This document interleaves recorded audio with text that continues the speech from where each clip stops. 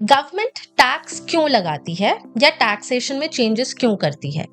इसका primary objective है redistributive justice, यानी कि एक वेलफेयर स्टेट का एस्टैब्लिशमेंट करना। इसको अभी के हम एक रीसेंट एग्जाम्पल से समझने की कोशिश करते हैं। अभी रिसेंटली 2025 में जो हेल्थ इंश्योरेंस पर हेल्थ केयर सेक्टर में कुछ चेंजेस लाए गए हैं। सो हेल्थ इंश्योरेंस के प्रीमियम पर पहले 18% का टैक्स लगता था, 18% की जीएसटी लगती थी, लेकिन अब उसको जीरो टैक्स स्लैब में लाया गया है। दैट इज अब हेल्थ इंश्योरेंस प्रीमियम पर आपको कोई टैक्स नहीं देना पड़ेगा। सो ये हो सकता है, लग सकता है कि एक छोटा सा डिसीजन है, इसमें कोई बहुत बड़ी बात नहीं है, बट इस एक्शन के मल्टी फेसेटेड इफेक्ट्स हैं। कैसे हम समझते हैं? एक छोटे से एग्जाम्पल से। सपोज आज के पहले, मतलब जब से ये टैक्स स्लैब हटा है उसके पहले से, अगर कोई हेल्थ इंश्योरेंस सेक्टर में अगर कोई किसी ने हेल्थ इंश्योरेंस ली है और उसको प्रीमियम पे करना है 50,000 का, तो वो 50,000 नहीं पे करता था, उस पर 18% की जीएसटी लगती थी, और वो 18% की जीएसटी लगने के बाद वो 59,000 हो जाता था, 59,000 उसको पे करने पड़ते थे। पर अब उसको 50,000 ही पे करना पड़ेगा, तो दैट इज उसको 18% कम पड़ रहा है। पहले जो उसको पे करना पड़ रहा था उससे 18% कम पे करना पड़ रहा है।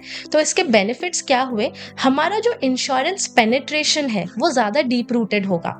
अभी तक इंडिया का इंश्योरेंस पेनिट्रेशन 3.7% ही है, और जबकि ग्लोबल एवरेज 6.8% है। दैट इज इंडिया काफी ज्यादा लैग कर रहा है। हमारे इंश्योरेंस पेनिट्रेशन ऑलमोस्ट हाफ है compared to the other developed countries. So इससे बेनिफिट ये है दैट हमारे ज़्यादा लोग, ज़्यादा सिटीजन्स जो है कम दरों पर, कम रेट्स पर इंश्योरेंस का जो है वो फ़ायदा उठा सकते हैं, specially in the health care sector. And why health care sector is important? क्योंकि our aim is of an inclusive healthcare system. By the time we reach 2047, India is aiming for a विकसित भारत।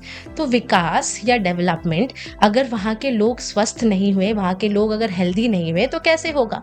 सो that is why this is a very major step, और ये बहुत सारे dimensions को cover कर रहा है। इकोनॉमी को कवर कर रहा है, वेलफेयर स्टेट को कवर कर रहा है, the concept of social justice उसको कवर कर रहा है।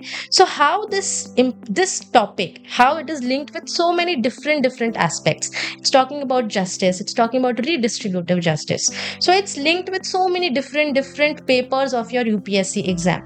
So ऐसे examples को हमें इस तरीके से पढ़ना रहता है कि कैसे हम कोई point उठाए, कोई न्यूज़ उठाए और उसको different dimensions में break करके समझने की कोशिश करें।